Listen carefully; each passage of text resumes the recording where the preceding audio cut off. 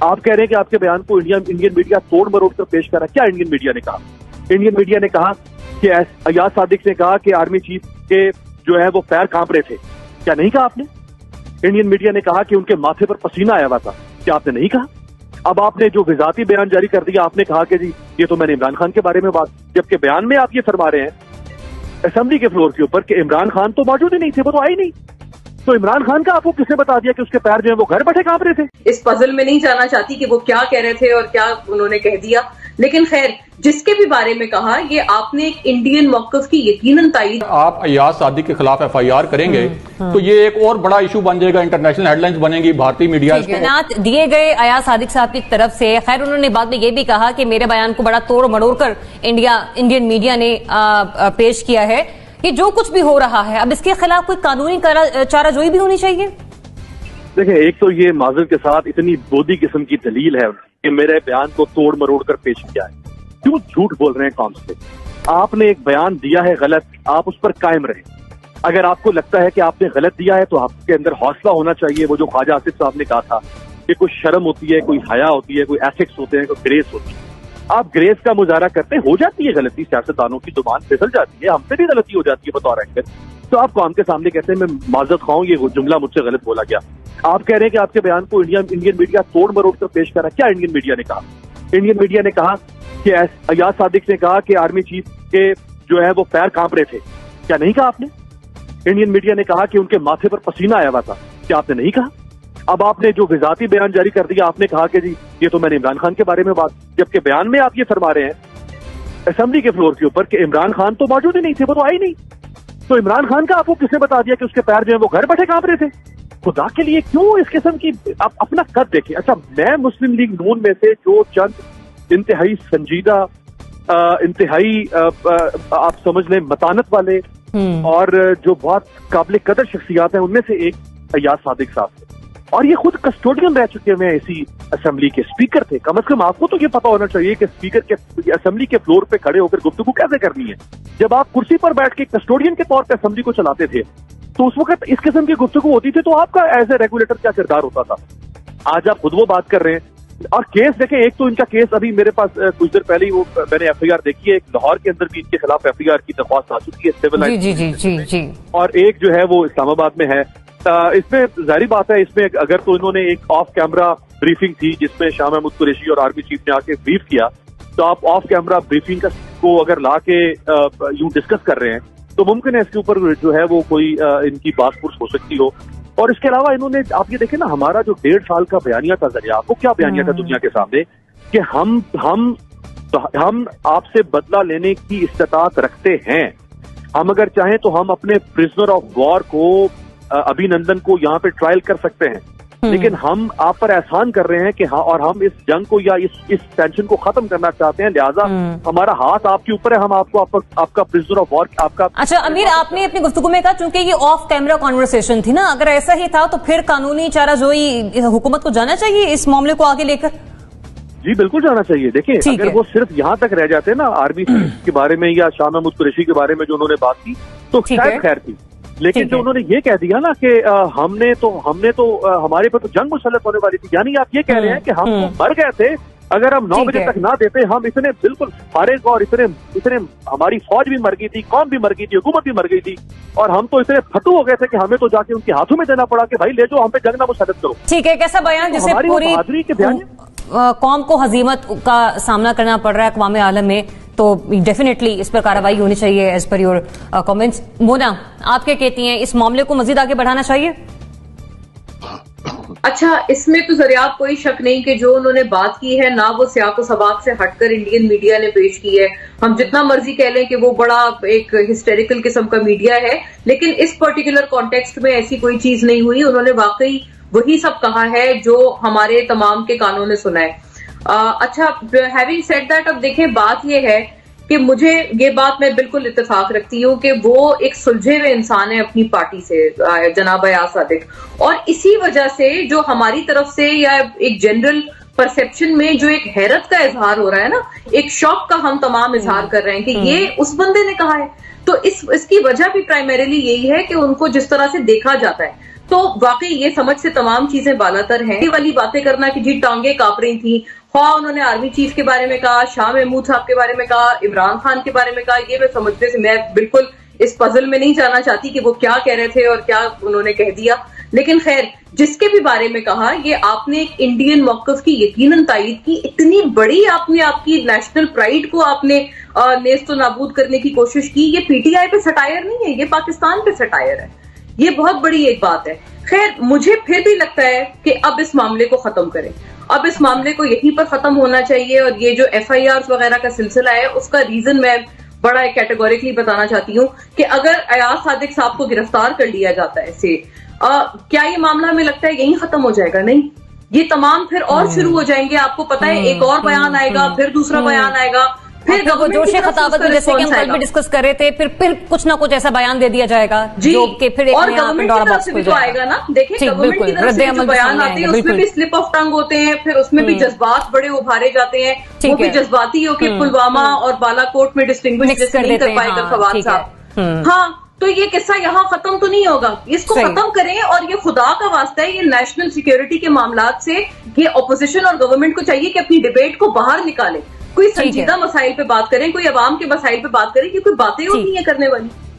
عادل شہزیب صاحب گل ود گئی ہے اس دفعہ چند صاحب نے تو نہیں کہا، شبلی فراز صاحب کہہ رہے ہیں. شبلی فراز صاحب تو چھوڑے، میں زیادہ اس پہ بولا تو وہ پھر بڑے آج کل ناراض بھی ہو جاتے ہیں اور غصے میں بھی بڑے جلدی آ جاتے ہیں. بات یہ ہے کہ نیشنل سیکیورٹی کے جو معاملات ہیں اس حد تک بات نہیں پہنچنی چاہیے تھی، خصوصاً جب ان کیمرہ بریفنگ ہو، حساس معاملات ہوں. اب ایاز صادق صاحب نے جو کہا وہ بالکل ڈیفینڈیبل نہیں ہے، انہیں اس پہ معافی بھی مانگنی چاہیے. لیکن ہمیں یہ بھی نہیں بھولنا چاہیے کہ وہ کس کے ریئیکشن میں انہوں نے اپنی سپیچ کی ہے. دیکھیں جب آپ کو گالی نکالی جاتی ہے، مطلب آپ کو غدار کہنا، ملک سے غداری میرے لیے تو اس سے بڑی گالی ہے ہی نہیں. جب آپ کو بغاوت کے مقدمات آپ پہ بنائے جاتے ہیں تو آپ کے پاس پھر کیا رہ جاتا ہے؟ آپ نے اس میں جواب دینا ہوتا ہے جس سے نقصان جو ہے وہ ملک کا ہو رہا ہے. تو پہلے تو اگر مقدمہ ایاز صادق صاحب پہ آپ بناتے ہیں تو پھر فواد چودھری صاحب نے تو پلوامہ پورا اپنے اوپر لے لیا ہے کہ جی پلوامہ میں ہم نے گھس کے مارا، اس پہ تو کوئی بات نہیں کر رہا. اس سے پہلے شاہ محمود صاحب نے جو سعودی عرب کے بارے میں کہا، ہمارے ٹھیک ٹھاک تعلقات کا انہوں نے بیڑا غرق کر دیا. اس سے پہلے رزاق داؤد صاحب نے جو چائنا کے بارے میں کہا، اس کی وجہ سے سی پیک پر بہت بڑا کوسچن مارک کھڑا ہو گیا. آرمی چیف کو چائنا جا کے معاملات کو سنبھالنا پڑا. تو کس پر آپ مقدمات بنوائیں گے؟ جو آپ کی اپنی سٹیٹمنٹس ہیں آپ ان کو دیکھیں. یہ معاملہ چل پھر کے پھر لوگ کہتے ہیں کہ یار میرے بارے میں کہ یار یہ چل پھر کے پھر ادھر آ جاتا ہے کہ خان صاحب پہ تنقید شروع کر دیتا ہے. دیکھیں یہ ہم اس وقت یہ جو پولرائزیشن کی سچویشن ہے یا جو نیشنل سیکیورٹی کے معاملات کے ساتھ جو کھلواڑ ہو رہا ہے وہ کیوں ہو رہا ہے؟ اس کی ایک بڑی بیسک وجہ ہے کہ آپ کی حکومت پرفارم نہیں کر پا رہی، ان سے حکومت چل نہیں پا رہی، ان سے گورننس ہو نہیں رہی. ان کو حل اس چیز میں نظر آتا ہے کہ اسٹیبلشمنٹ اور اپوزیشن کی جو لڑائی ہے اس کو مزید گرمائیں اور ان کو غدار بھی کریں، ان پر پرچے بھی بنائیں. یہ ان کے پاس صرف یہی جواب ہے. جب تک ان کی پرفارمنس ٹھیک نہیں ہوگی اپوزیشن اور اسٹیبلشمنٹ کے معاملات بھی مزید بگڑیں گے. یہ بغاوت اور غداری کے فتوے اور یہ ساری چیزیں جو ہیں یہ بھی آتی رہیں گی. اور کل دیکھیں شاہد خاقان نے کل بڑی ایک خطرناک بات کی کہ یہ جو نیشنل سیکیورٹی کے معاملات ہوتے ہیں نا، اس میں آپ کو سیاسی آپ کا جو بیانیہ نظریات ہیں وہ پس پش ڈال کے ایک اعتماد کا رشتہ ہوتا ہے سیاسی جماعتوں کے درمیان اور اسٹیبلشمنٹ کے درمیان. یہ سب کچھ جو ہو رہا ہے فلور آف دا ہاؤس پہ، اس سے وہ اعتماد کا رشتہ تقریباً ٹوٹنے کے قریب ہے.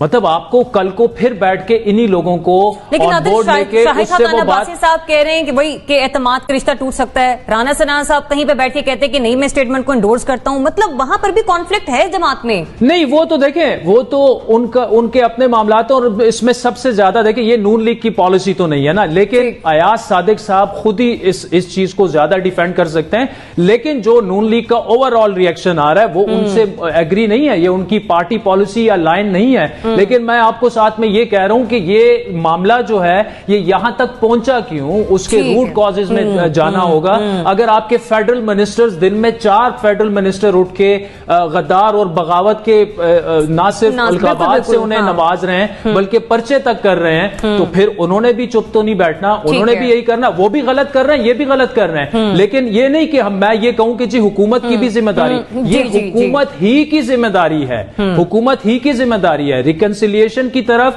حکومت نے چیزوں کو لے کے جانا ہے، اپنی خراب پرفارمنس کو اس چیزوں پر مزید اوور لیپ کر کے نہیں ٹھیک کیا جا سکتا۔ جنرل صاحب عادل فرما رہے ہیں کہ صرف اپوزیشن ہی اس کے ذمہ دار نہیں ہے، حکومت کا بھی اس میں اتنا ہی کردار ہے، تو بتائیے گا پھر معاملے کو مزید آگے بڑھانا چاہیے؟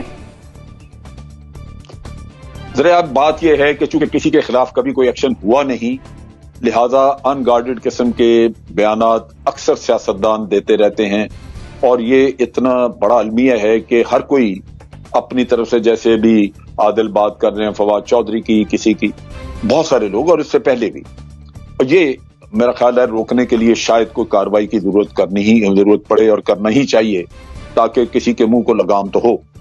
لیکن جو ایاز صادق کا بیان ہے، اس کا آپ فواد چودھری یا کسی اور سے نہیں موازنہ کر سکتے، اس کا موازنہ آپ ڈان لیگ سے کر سکتے ہیں، کیونکہ وہ بھی ایک ان کیمرہ بریفنگ تھی، یا ان کیمرہ ایک آپ کی میٹنگ تھی جس کے مندرجات باہر لا کے تو اس طرح پبلک میں چھوڑے گئے، اور وہ بھی جھوٹ کی بنیاد پہ، اور یہ بھی جھوٹ من گھڑت کہانی، لیکن ان کیمرہ میٹنگ کے نکل کے اس کے مندرجات کے بارے میں بات کی گئی۔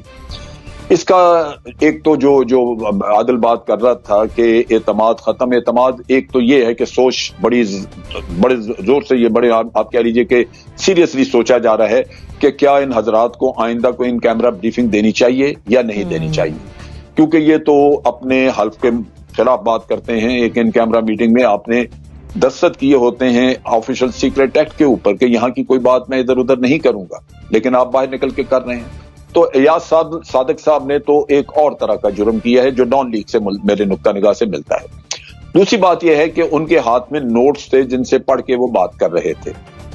یہ یوں نہیں لگتا کہ سلپ آف ٹنگ آپ نے ایسے کہہ دیا، یہ ایک پارٹی لائن آپ کہہ لیجئے، یہ نواز شریف والی لائن کہہ لیجئے، جو وہاں سے اسٹیبلشمنٹ کو لگاتار وہ تار کرتے ہیں، یہ اس سے ملتا جلتا یا اس سے کوئی لنک اس کا نظر آتا ہے، تو اس کی تحقیق ہونی چاہیے۔ اب چیز یہ ہے کہ میں اخلاقی طور پہ ان سب کو سمجھتا ہوں کہ یہ جو اخلاقیات ہیں ان کی وہ بڑی سلیکٹیو ہیں۔ ہم سب کہہ رہے ہیں کہ یہ بڑے اچھے آدمی ہیں، یا صادق صاحب اچھے آدمی ہیں اپنے طور پہ، ان کا کانڈکٹ سول سوسائٹی میں، باہر کمیونٹی میں بہت اچھا ہے، لیکن جہاں اپنی لیڈر جس کو مانتے ہیں اس کے اوپر وہ خائن بھی ہے، وہ جھوٹا بھی ہے، اس نے جعلی کاغذات بھی جمع کرائے ہیں، اس کو سپریم کورٹ نے ایک ڈکلیئر کیا ہے کہ وہ آرٹیکل 62 63 پہ پورا نہیں اترتا۔ تو جب آپ سارے لوگ ایک مانے ہوئے ایسے آدمی کو جس کے اوپر اتنا کچھ موجود ہو، جس کے جھوٹ بچے کی زبان پہ سمجھتا ہو، اور جس نے اتنی جرت کی ہو کہ وہ جا کے سپریم کورٹ کے سامنے جعلی کاغذات پیش کرتا ہو، عدالتیں خرید کے تو ان سے فیصلے لیتا ہو، آپ اس آدمی کو اپنا لیڈر مان رہے ہیں، تو پھر آپ کا اخلاقیات ہے کدھر آپ کی غیرت اور کدھر آپ کی حب الوطنی؟ پھر آپ کہیں جی ہمیں نہ کہا جائے غدار، نہ کہا جائے غدار، تو آپ آپس میں خود کہتے ہیں۔ یہ جس نے کہا تھا مودی کا جو یار ہے غدار ہے، وہ ہم نے کہا تھا۔ غدار تو آپ دونوں ہو سکتا سچ کہتے ہوں۔ میاں صاحب الزام لگاتے رہے بے نظیر کے اوپر، اس کی تصویریں پھینکواتے رہے ہیں، تو اخلاقیات سے گرے ہوئے جتنے لوگ ہیں ان سب کو آپ اپنا امام مان لیتے ہیں۔ ہماری نظر میں آپ بھی گرے ہوئے ہیں، تو یہ کہنا کہ بڑے اچھے آدمی ہیں، اچھے اس لیے ہیں کہ وہ اپنے معاملات اچھے چلاتے ہیں، لیکن جہاں ان کے مقاصد ہے، مطلب ہے، وہاں آ کے وہ امامت اس کے پیچھے کھڑے ہو جاتے ہیں، جس کو پورا آپ کی عدالتوں نے ہر کسی نے آپ کو بتایا ہوا کہ یہ ایسے ہیں۔ تو میرا خیال ہے کہ یہاں پہ ہمارا سیاست کا جو عملہ ہے، جو سیاست کا اپنا سٹرکچر ہے، اس میں غلاظت اتنی زیادہ ہے کہ ہم جانتے ہوئے بھی کہ ہمارے لیڈر کے کام کیا ہیں، وہ ملک کے مفاد میں نہیں ہے، ہماری سیکورٹی کے خلاف ہے، اس کے باوجود ہم اپنے مفادات کے لیے اس کے غلام بن کے زندگی گزارنے کو پسند کرتے ہیں۔ اس لیے آپ قطعاً اچھے نہیں، اور میرا خیال ہے قانونی ایکشن ہونا چاہیے۔ ابراہیم، انفرادی طور پر یہ اچھائی سیکیورٹی سٹیک پر ایک کوشچن مارک بھی لگا رہی ہے، تو پھر کہاں پہ یہ سچویشن سٹینڈ کرتی ہے؟ پھر تو یہ ہم ریاست پاکستان کے شہری ہیں نا، اگر اس طرح سے بات کریں گے تو پھر معاملے کو آگے بڑھنا ہوگا۔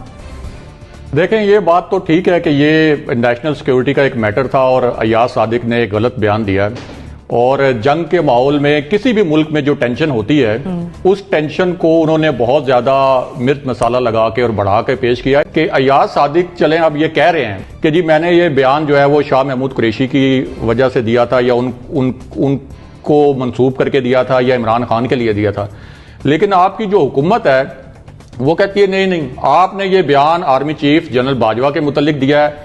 بار بار پورے سوشل میڈیا پہ جو حکومت کا سوشل میڈیا سیل ہے یہ سب سے زیادہ کلپ جو ہے یہ وائرل اس سوشل میڈیا سے ہوا ہے۔ آج شہباز گل صاحب نے بار بار الفاظ استعمال کیے ہیں یہ ٹانگے کانپنے والے، یعنی ایک اس کو آپ ٹون ڈاؤن کرنے کے بجائے اور ڈاؤن پلے کرنے کے بجائے آپ بار بار بڑھا رہے ہیں۔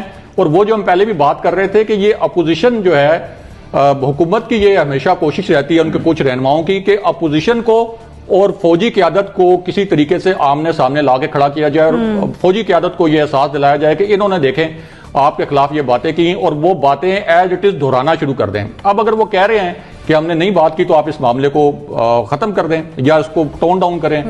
دوسری بات یہ ہے کہ اگر آپ کہہ رہے ہیں کہ یہ اب کارروائی ہونی چاہیے اور اگر آگے بڑھنی چاہیے، اگر یہ کارروائی ہوگی تو یہ تو پھر ایک بہت بڑا پینڈوراز باکس کھلے گا آپ کا۔ پھر تو آپ جیسے پہلے ذکر کیا عادل صاحب نے، فواد چودھری صاحب کے اوپر بھی ہوگی، حکومت کے کئی رہنما ہیں، خود جو ہمارے کئی ریٹائرڈ آفیسر ہیں انہوں نے کچھ ایسی کتابیں لکھی جن کے اندر کچھ ایسے بیانات تھے، ان کی کچھ ایسی سٹیٹمنٹ تھی جس کے اوپر خود ادارے نے اعتراض کیا کہ آپ کو یہ چیزیں نہیں لکھنی چاہیے تھی اور ادارے نے ان چیزوں کو ڈس اون کیا۔ اور دوسرا اگر آپ ایاز صادق کے خلاف FIR کریں گے تو یہ ایک اور بڑا ایشو بن جائے گا، انٹرنیشنل ہیڈ لائنز بنے گی، بھارتی میڈیا